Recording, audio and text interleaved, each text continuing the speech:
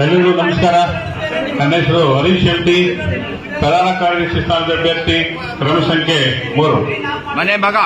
ಈ ಮನೆ ಮಗ ನನ್ನ ತವರು ಮನೆ. ಸುಮಾರು 21 ವರ್ಷಗಳಿಂದ ನಾನು ಬೆಂಗಳೂರಿನ ಎಲ್ಲ ನ್ಯಾಯಾಲಯಗಳಲ್ಲಿ ವಕೀಲನ ಕೆಲಸ ಮಾಡಿದ್ದೀನಿ. 24x7 ನಾನು ತಮಗೆ ಲಭ್ಯ ಇದ್ದೀನಿ.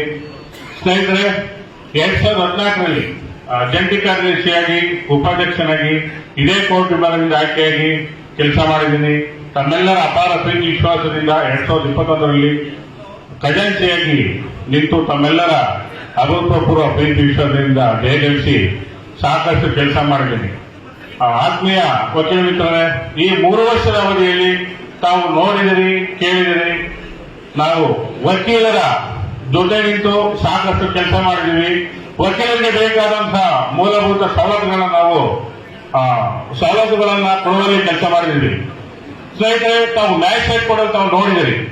ತಾವು ಯಾರಾದ್ರೂ ನಿಂತು ಹೇಳಬಹುದು ಮ್ಯಾಜಿಸ್ಟ್ರೇಟ್ ಕೊಡಲು ಯಾವ ಸಮಸ್ಯೆ ಇದೆ ಅಂತ. ಸದ್ಯದ ಮಟ್ಟಿಗೆ ಈ 3 ವರ್ಷದ ಅವಧಿಯಲ್ಲಿ ವಕೀಲರಿಗೆ ಯಾವ ಒಂದು ಸಮಸ್ಯೆ ಬಾರದ ಹಾಗೆ 24x7 ನಿಂತು ಕೆಲಸ ಮಾಡಿದ್ದೀನಿ.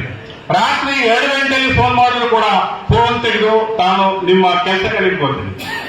ಸ್ನೇಹಿತರೆ, ಅಪವಾದಗಳನ್ನ ಮಾಡಿ ಎಲೆಕ್ಷನ್ಗೆ ಬರೋದಲ್ಲ, ಕೆಲಸ ಮಾಡಿ ಎಲೆಕ್ಷನ್ಗೆ ಬರಬೇಕು.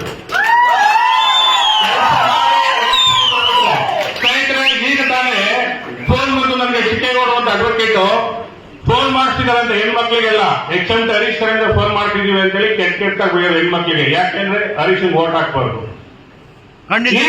ಯಾತ್ರೆ ಮಾಡಬೇಕು, ಕೆಲಸ ಮಾಡಿ ಎಲೆಕ್ಷನ್ಗೆ ಬರ್ರಿ, ಅಪಪ್ರಚಾರ ಮಾಡಿ ಎಲೆಕ್ಷನ್ಗೆ ಬರೋದು.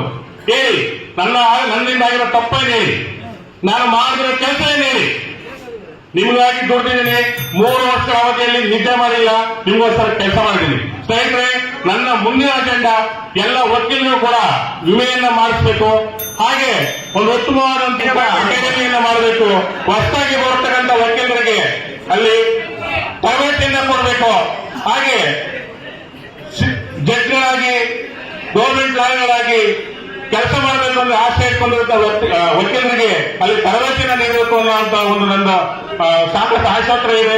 ದಯಮಾಡಿ ಎಲ್ಲ ವಕೀಲ ಮಿತ್ರರು ತಮ್ಮ ಅಮೂಲ್ಯವಾದ ಮತವನ್ನು ನೀಡಿ ನನಗೆ ಜಯಶೀಲನಾಗಿ ಮಾಡಬೇಕು ಅಂತ ಕೇಳ್ಕೊತೀನಿ. ನನ್ನ ಕ್ರಮ ಸಂಖ್ಯೆ 3.